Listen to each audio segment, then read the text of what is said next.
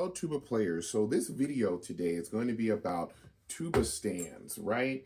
Is it better to use a tuba stand or is it better to just play the instrument in your lap? So we're going to get into a little bit of deep dive with this. I'm going to go through different excerpts from music. One of them, I'm going to play the first selection from the Tyrell or Tyrell. You know, I've never said that aloud. Anyway, it's 40 advanced studies for tuba. I'm going to play the first study from this, once with the stand and once without.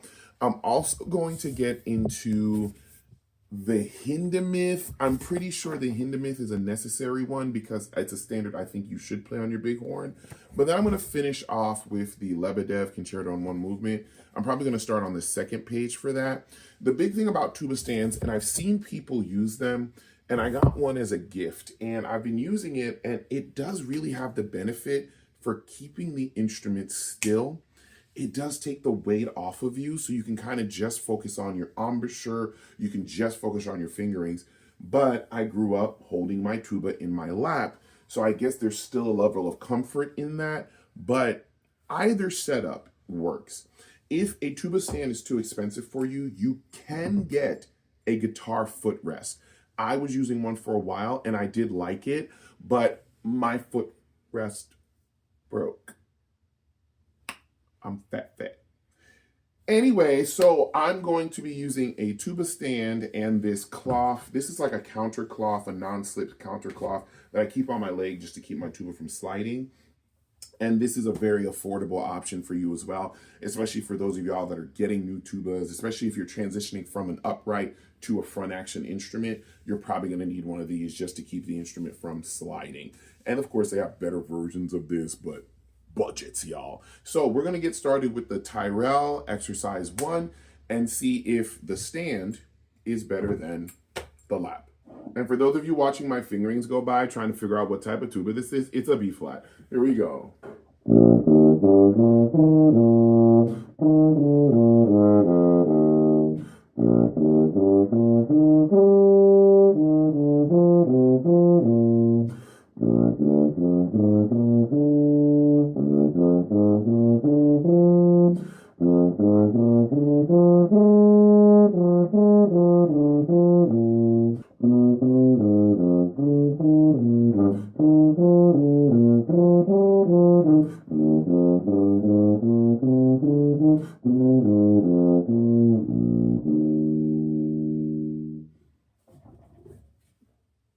It felt okay.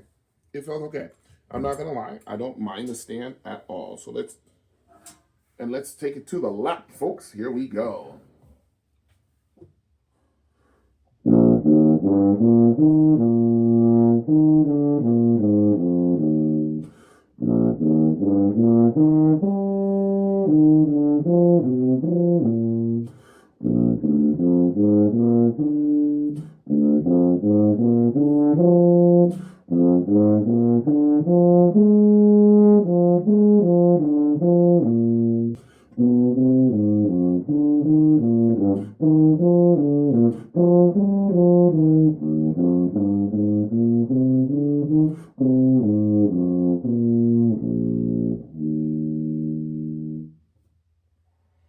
Yeah, that feels like home. It feels fine. I've done that a whole bunch of times.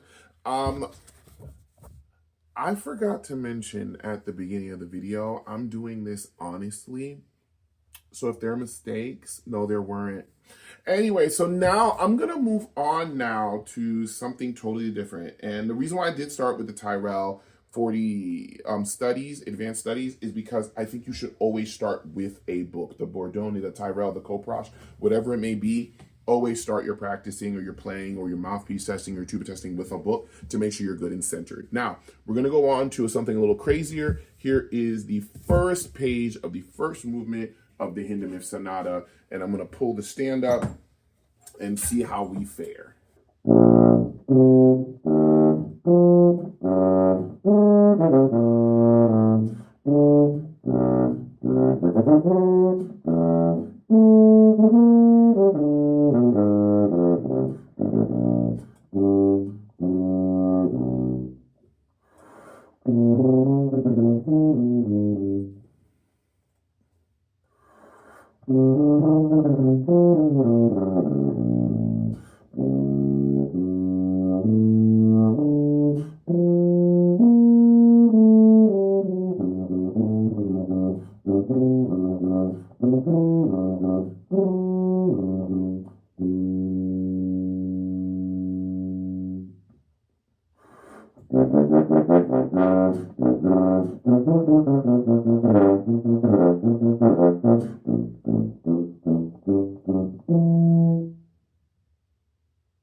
And now we're going to take it back to the lap. Yes, sir.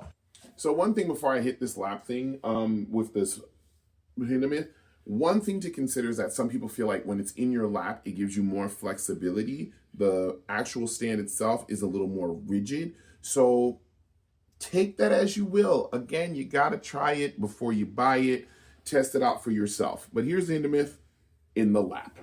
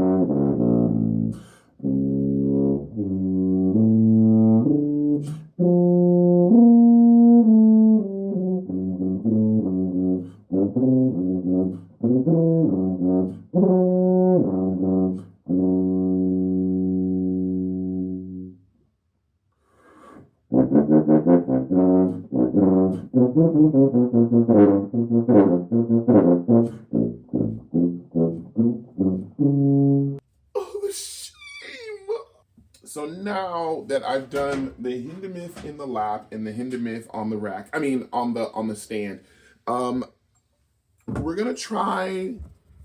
We're gonna jump to the Lebedev Concerto number 1, which I think again is a great choice for your big horn. Lebedev did play B flat, so you know I'm following in good footsteps. So that's why I stressed do these on your big horn.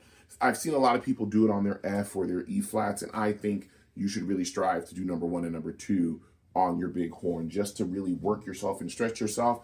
The more you can play these 2 concertos, I think it's a guarantee. You'll be able to play Die Meistersinger, you'll be able to play Prokofiev, you'll be able to do all of those major, the Ride of the Valkyrie, all of those major excerpts for tuba because of these concertos will help you play melodically in your higher and lower registers. So really sink into the Lebedev. But here's the test of the stand or to not stand. Now in the Lebedev, I'm actually going to start on the 2nd page. I know the beginning though, but I want to get to all the fun stuff, like the hard stuff that you got to work on and shed. So here is the 2nd page of the Lebedev with the stand.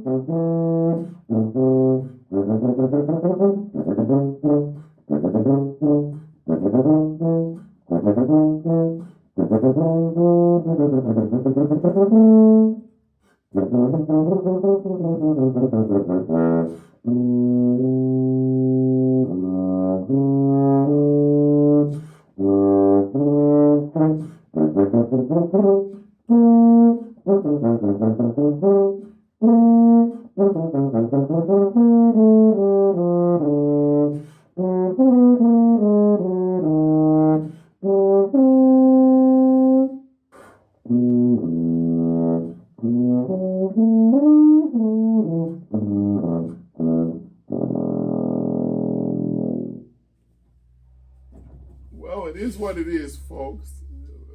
That was with the stand, and now without the stand. The 2nd page.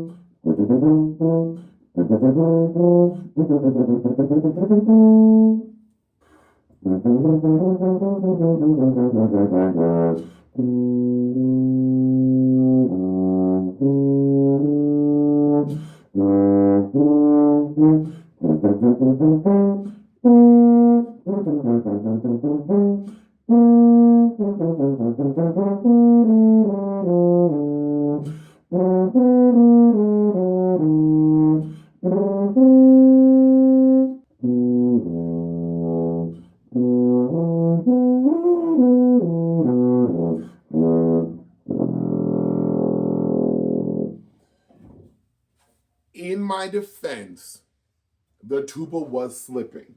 In my own defense, I should know better on how to hold my tuba. But despite all the mistakes, these are my 3 plays of the Lebedev, the Hindemith, and out of the Tyrell. Let me know what you think about if you could hear the difference between me with the stand versus me in the lap. Quite personally, I think I need to spend more time working with the stand because it is a different feel. It's a different vibe, just so you guys know. However, you know, sometimes it's nice to just hug your tuba and let them know that you still love them. But that's me in my practice room. Happy practicing, and let me know your thoughts. Have a good one.